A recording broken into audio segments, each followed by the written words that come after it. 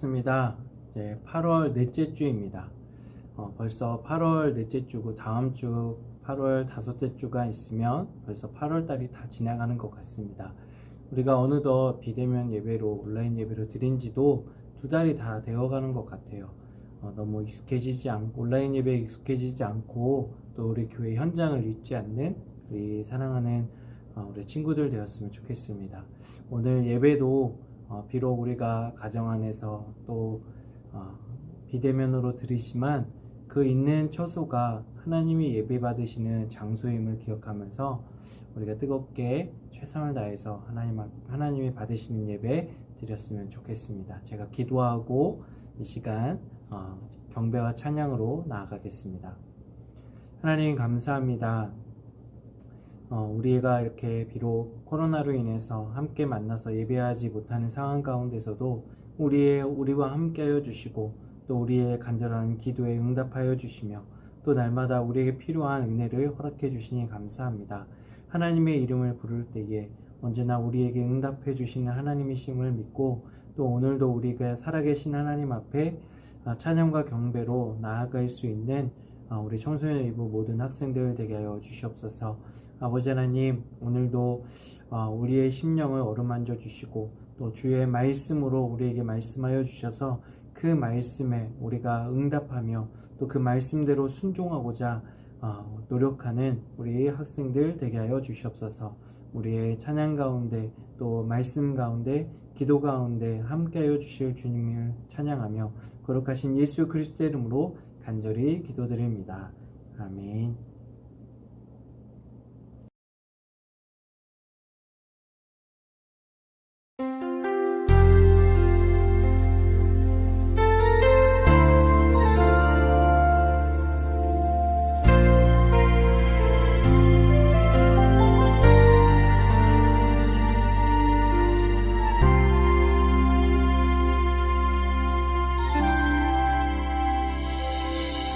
세상의 부와 세상의 명예 세상 자랑 모두 내려놓고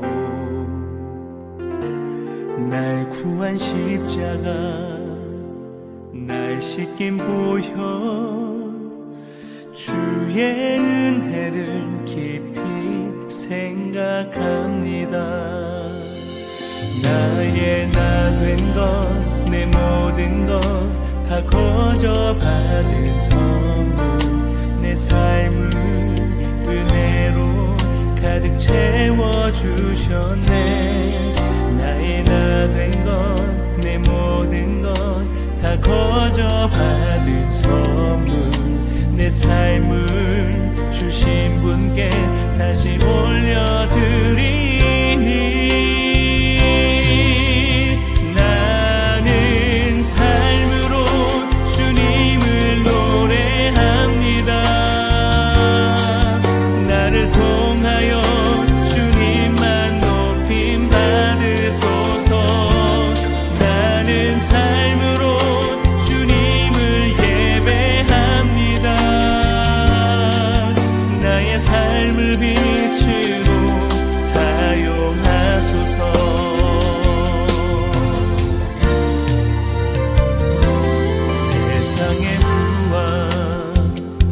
세상의 명예 세상 자랑 모두 내려놓고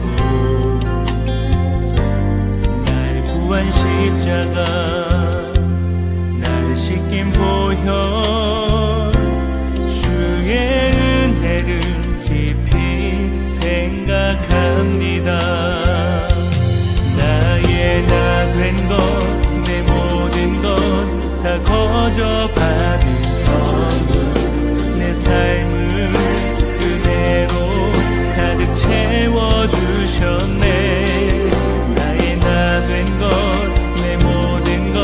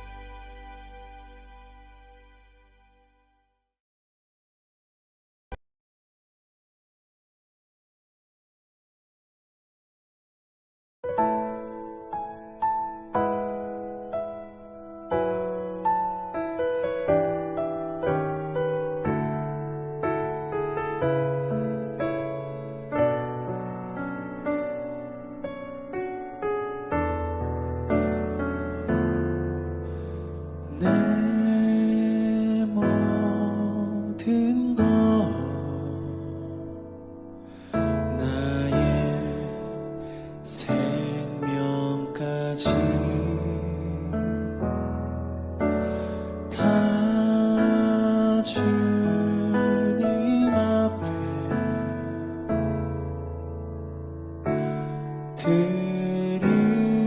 드립니다. 주 임재 안에서 이제 내 영혼 자유에 내가 주의 거룩한 이름을 높이며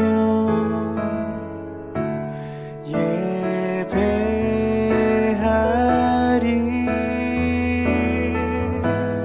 어린 양 찬양하리.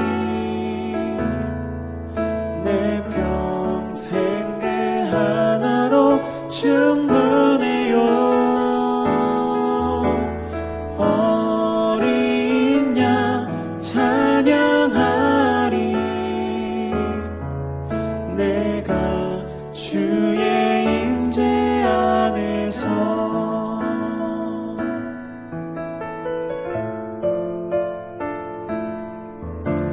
주 임재 안에서 이제 내 영혼 자유에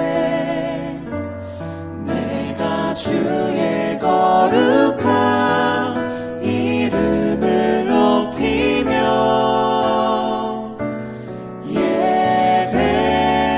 예배하리. 어린 양 찬양하리. 내 평생 그 하나로 충분해요. 어린 양 찬양하리. 내가 주의 임재 안에서 어린 양 찬양하리. 내 평생 그 하나로 충분해요. 어린 양 찬양하리. 내가 주의 임재 안에서 어린 양 찬양하리.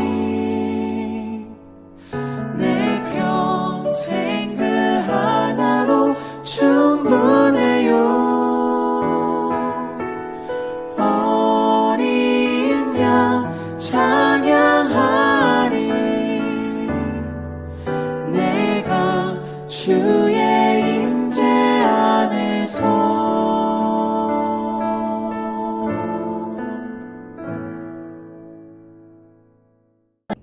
오늘 우리에게 주신 하나님의 말씀은 마가복음 12장 40절에서 44절 말씀입니다. 신약 77면에 있습니다. 마가복음 12장 40절에서 44절까지 말씀입니다. 제가 봉독하겠습니다. 그들은 과부의 가산을 삼키며 외식으로 길게 기도하는 자니 그 받는 판결이 더욱 중하리라 하시니라. 예수께서 헌금함을 대하여 앉으사 무리가 어떻게 헌금함에 돈 넣는가를 보실세.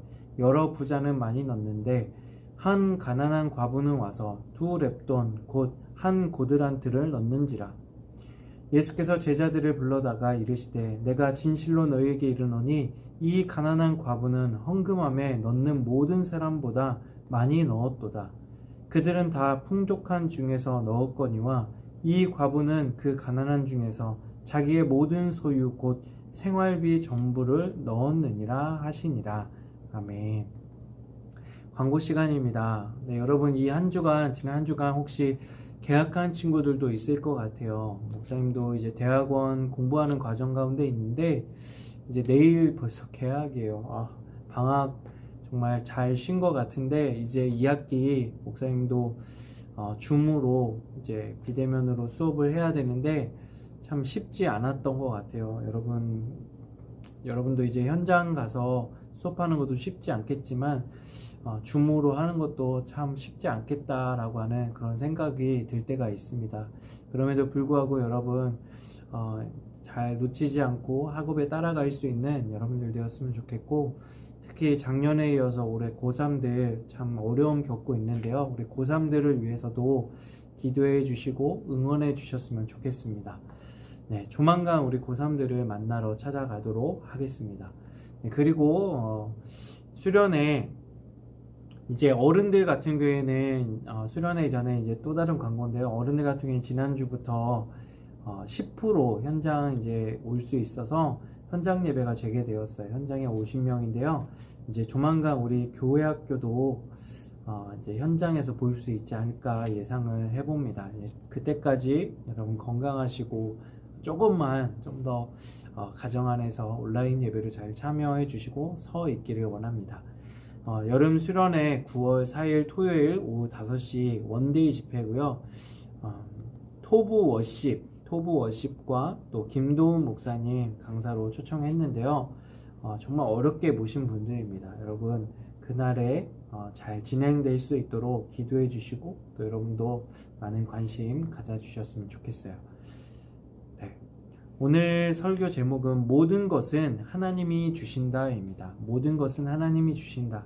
오늘은 헌금에 관해서 말씀을 나누려고 해요. 여러분 혹시 소비 경향이라고 들어보셨나요? 소비 경향.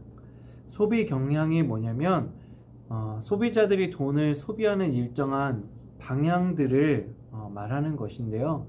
경제학자들은 이 소비 패턴을 연구하여서 경제 흐름을 파악하기도 하고 돈의 흐름이 어디로 향하는지도 알 수 있다고 해요.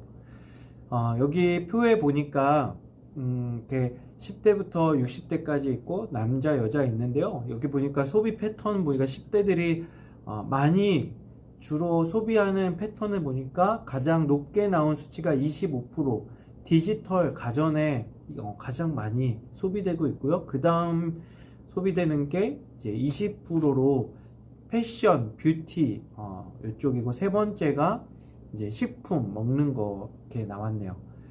20대에 보니까 20대는 1위가 이제 패션, 뷰티 이렇게 나왔고요. 2위가 가전제품 이렇게 나왔는데요. 남녀 차이도 있습니다. 여자들 같은 경우에는 통계적으로 보니까 가장 많이 소비되는 게 생활용품. 남자는 1위가 뭐냐면 남자도 1위가 생활용품, 2위가 여자는 이제 패션, 뷰티, 남자는 이제 먹는 거, 식품. 네, 이렇게 다르게 나와 있습니다. 이런 소비 패턴을, 소비 경향을 이제 파악하면서 이제 어디에 우리가 산업에 집중해야 되는지, 또 요즘 사람들이 어디에 많이 관심이 있는지 하면서 그쪽에 이제 투자를 하게 되는 거죠. 그러니까 여러분 그 한 경제 전체적인 사람도 그렇고 여러분 개인적으로도 그 사람이 돈을 쓰는 거를 따져보면 그 사람의 관심이 어디에 있는지 알게 된다는 거예요. 그렇다면 여러분은 어디에 어떻게 소비하고 있습니까? 요즘에 세상의 가치는 어떻게 하냐면 더 이제 플렉스라고 하죠. 더 비싼 것, 더 좋은 것에 소유해야 행복하다고 하지만 하나님을 믿는 사람들은 세상적인 그 기준을 가지고 살아가서는 절대로 행복할 수가 없어요. 하나님의 기준을 가지고 있어야만 정말로 우리가 행복할 수 있고 이 물질에 있어서도 우리가 제대로 다룰 수 있습니다. 여러분 혹시 누군가에게 선물을 해본 적이 있습니까? 여자친구나 남자친구 혹은 그냥 친구, 여사친, 남사친, 아니면 부모님께라든지 선물을 해본 적이 있을 거예요. 그런데 여러분 선물을 줄 때 그냥 아무거나 사서 주지 않잖아요. 어떻게 줍니까? 누군가에게 이렇게 선물을 주려고 할 때 목적과 의미를 담아서 선물해야 합니다. 사랑하는 남자친구나 여자친구 선물을 줄 때 특별한 날에 특별한 의미가 있는 선물을 했을 때에 정말 오랫도록 감동을 받잖아요. 어버이날에도 마찬가지예요. 감사한 마음을 편지에 담거나 또 카네이션과 선물을 정성껏 준비해서 드릴 때에 정말 부모님들이 1년에 비록 한 번이지만 감동을 받잖아요. 우리가 하나님께 드리는 헌금도 마찬가지입니다. 하나님께 헌금을 드릴 때에도 분명한 목적과 의미를 담아서 드려야 합니다. 그냥 아무렇게 드려서는 안 됩니다. 오늘 읽은 마가복음은 특별한 문학적 형식을 가지고 있는데요. 그것은 뭐냐면 바로 처음과 끝이 연결되어 있는 샌드위치 형식이라는 거예요. 12절 첫 부분에 보니까 서기관들에 대한 예수님의 비판이 계속해서 나오기 시작합니다. 그리고 오늘 본문에서도 마지막에도 서기관들을 향한 비판이 계속되어집니다. 이것이 샌드위치 그 문학 형식이에요. 그런데 왜 예수님은 서기관들이 이렇게 비판하는 것일까요? 그런데 여러분, 서기관이 어떤 사람들이냐면 오늘날로 말하면 4급에서 5급 정도 되는 지방 공무원이라고 생각하면 좋을 것 같아요. 그렇다면 예수님은 왜 서기관들을 이토록 비판하고 있는 것일까요? 12장 4절 말씀에 보니까 그들은 과부의 가산을 삼키며 외식으로 길게 기도하는 자다라고 이렇게 빗대고 있습니다. 서기관들을 비판하고 있는 거죠. 여기서 보니까 삼키다라고 하는 그 영어의 뜻을 보니까 드발워라고 하는 단어가 쓰여져 있어요. 이 뜻의 의미는 개걸스럽게 먹다, 욕망에 집착하면서 먹다라고 하는 뜻을 가지고 있는 단어가 쓰여졌습니다. 이 당시 서기관들은 사회적으로도 지위가 높았던 사람들이에요. 돈도 어느 정도 가지고 있는 사람들입니다. 당시에는 옷을 오늘날처럼 기계로 찍어내는 게 아니라 모두 다 수제로 제작해서 입어야만 했습니다. 그 중에서도 이 서기관들이 입는 옷들은 가장 고가의 옷이고 또 그 원단도 가장 고급진 원단의 긴 옷을 입고 다니면서 자신들이 가진 재력과 명예를 뽐내는 사람들이 바로 서기관들이었어요. 이 사람들이 이렇게 재력을 얻을 수 있게 된 것은 무엇 때문이냐면 바로 과부와 같은 사회적 약자들의 돈을 갈취해서 부당 이득을 챙긴 것입니다. 오늘 본문 44절에도 보니까 이들 서기관들도 하나님을 향한 신앙을 가지고 있었다라고 해요. 그래서 하나님께 헌금을 드리는데 어떻게 드리냐면 그들은 다 그 풍족한 상태에서 하나님 앞에 헌금을 내었다라고 합니다. 그들은 다 풍족한 상태예요. 당연하죠. 그들은 부자이고 그만큼 재력이 있으니까 풍족한 상태에서 드렸대요. 근데 이것이 뭐가 문제일까요? 바로 앞서 얘기한 것처럼 이들이 부를 축적한 것은 사회적 약자들과 과부들에게서 돈을 갈취한 것을 가지고 이것을 자기 것인 것 마냥 하나님 앞에 헌금을 드렸다는 거예요. 반대로 과부의 모습을 살펴봅시다. 당시에 과부가 할 수 있는 일들은 그렇게 많지 않았어요. 기껏해야 이삭을 줍는다거나 또 아주 낮은 일들, 남들이 잘 하지 않는 일들을 찾아서 해야만 했어요. 그마저도 과부라고 하는 위치에 있어서 쉽게 직업을 구할 수가 없었습니다. 오늘 나오는 과부가 어떤 식으로 두 렙돈이라고 하는 이 돈을 모았는지는 모르겠습니다. 하지만 과부에게는 그것이 가지고 있는 전부였다는 것이에요. 이 두 렙돈은 큰 돈이었을까요? 어느 정도의 돈이었을까요? 과부에게는 전 재산이었기 때문에 큰 돈이었지만 이것을 보니까 환산하면 참새 한 마리 정도 간신히 살 수 있는 정도의 매우 작은 돈입니다. 하지만 과부가 가지고 있는 전부이고 과부는 이 전부를 하나님께 헌금한 것입니다. 과연 자신의 모습을 의지하고 돈을 의지했다면 이러한 결정을 할 수 있었을까요? 내가 지금 이렇게 돈이 없는데 이것마저도 다 하나님 앞에 드리면 나는 앞으로 어떻게 살지 하면서 이 돈을 의지했다면 하나님 앞에 드릴 수 없었을 거예요. 전 재산을 드릴 수 없었을 거예요. 하지만 과부는 그렇게 하지 않고 자신의 모든 것을 하나님 앞에 다 헌금으로 내었습니다. 예수님은 43절에서 이렇게 말씀합니다. 이 가난한 과부는 헌금함에 넣는 모든 사람보다 많이 넣은 자이다 라고 말씀하십니다. 헌금의 양으로 따진다면 서기관들이나 더 많은 부유한 자들이 낸 헌금이 이 과부가 낸 헌금보다 훨씬 많은 양을 냈을 겁니다. 하지만 헌금은 양이 중요한 것이 아니라 그 사람이 내는 진실성이 중요하다라고 예수님은 우리에게 가르쳐주고 있는 거예요. 우리가 헌금 드릴 때 어떻게 합니까? 단순히 내가 교회 다니는 사람이니까 헌금 내는 것이 당연하다고 해서 내고 있습니까? 아니면 내가 돈을 많이 내야 높은 직분에 올라갈 수 있기 때문에 내는 것입니까? 아니면 내가 교회에서 이 정도 위치에 있으니까 책임감 때문에 헌금을 이렇게 책임감에 따라서 내고 있습니까? 헌금을 내면서 하나님, 제 10분의 1은 하나님 것이 제 10분의 1은 하나님 것으로 드리지만 제가 가진 나머지 10분의 9도 하나님 것이지만 하나님께서 내게 주셔서 이만큼 할 수 있었습니다라고 하는 그 고백으로 드려야만 해요. 또 나의 모든 생활을 주님께서 이루어 주시고 여기까지 인도해 주셔서 할 수 있었습니다라고 고백하면서 우리의 정성과 마음까지도 드리는 것이 진실한 헌금입니다. 하나님은 돈이 없어서 우리에게 돈을 원하는 분이 아닙니다. 하나님은 그저 하나님의 자녀들이 전적으로 하나님을 의지하고 살아가는가를 보고 싶으신 것이에요. 성경을 보면 하나님과 재물을 겸하여 섬길 수 없다라고 그렇게 하나님과 재물을 비교하고 있습니다. 어떻게 감히 전능하신 하나님과 이 돈, 재물을 비교할 수 있을까요? 그런데 비교가 된다는 거예요.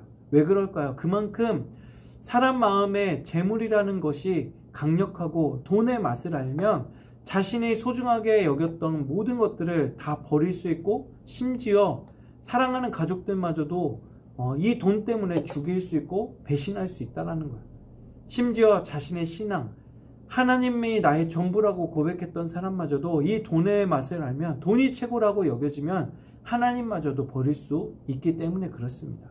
그래서 내가 쓰는 돈의 소비의 흐름을 잘 살펴봐야 하고요. 내가 어디에 주로 이 돈을 사용하고 있는가, 또 내가 돈을 모으는 목적과 의미가 무엇인가, 여러분 지금부터 고민하지 않으면 돈에 끌려 다닐 수밖에 없는 것입니다. 하나님의 자녀들은 돈을 쫓아가는 사람들이 아닙니다. 우리는 전적으로 우리의 최고가 되시는 하나님만을 따라가는 삶이어야 하는 것입니다.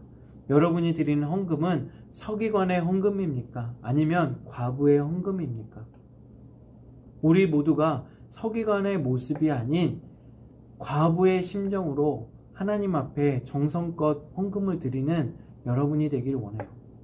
우리의 모든 것 되시는 하나님 앞에 우리가 더욱더 믿음의 고백으로 나아가기 원하고, 또 하나님께서 우리에게 우리는 작은 것 드렸지만 더 큰 것으로 채워주시는 하나님이심을 우리가 바라보면서 오늘도 믿음의 고백으로 하나님 앞에 우리가 예물뿐만 아니라 우리의 마음과 또 정성을 드리고 또 우리의 삶까지도 하나님 기뻐 받아 주시옵소서라고 올려드릴 수 있는 저 여러분들 되기를 원합니다. 제가 기도하고 주님 가르쳐준 기도로 오늘 예배를 마치겠습니다. 하나님, 오늘도 우리에게 하루의 시간을 주셔서 감사합니다. 우리의 모든 것이 하나님의 것임을 고백하오니 우리의 헌금을 기쁘게 받아 주옵소서. 뿐만 아니라 우리의 삶까지도 우리 하나님 모든 것이오니 하나님께서 기쁘게 받아 주시고, 또 하나님께서 하나님의 움직이심을 믿으며 살아가는 우리가 되게 하여 주옵소서. 또 우리가 한 주간 살아갈 때에도 하나님께서 기뻐 받으시는 우리의 삶으로 올려드리는 사랑하는 우리 모두 친구들 되게 하여 주시옵소서. 감사드리며 예수 그리스도의 이름으로 간절히 기도드립니다. 아멘. 하늘에 계신 우리의 아버지의 이름을 거룩하게 하시며 아버지의 나라가 오게 하시며 아버지의 뜻이 하늘에서와 같이 땅에서도 이루어지게 하소서. 오늘 우리에게 일용할 양식을 주시고 우리가 우리에게 잘못한 사람을 용서하여 준 것 같이 우리 죄를 용서하여 주시고 우리를 시험에 빠지지 않게 하시고 악에서 구하소서. 나라와 권능과 영광이 영원히 아버지의 것입니다. 아멘.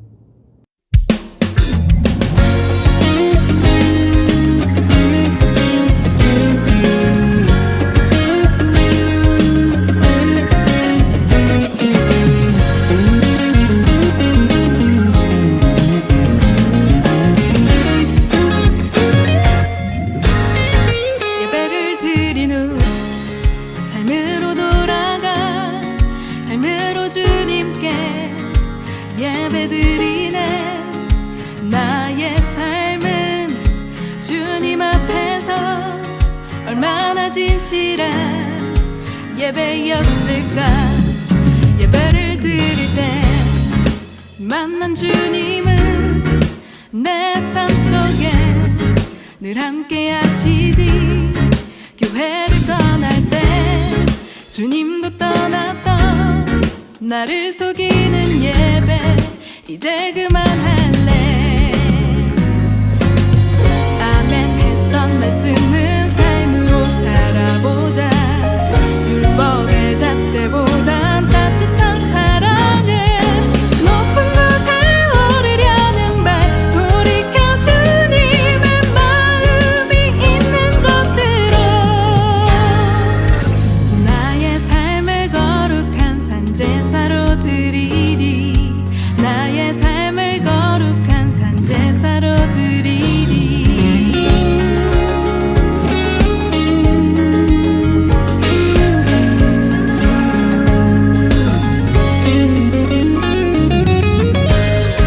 예배를 드린 후 삶으로 돌아가 삶으로 주님께 예배드리네. 나의 삶은 주님 앞에서 얼마나 진실한 예배였을까. 예배를 드릴 때 만난 주님은 내 삶 속에 늘 함께 하시지.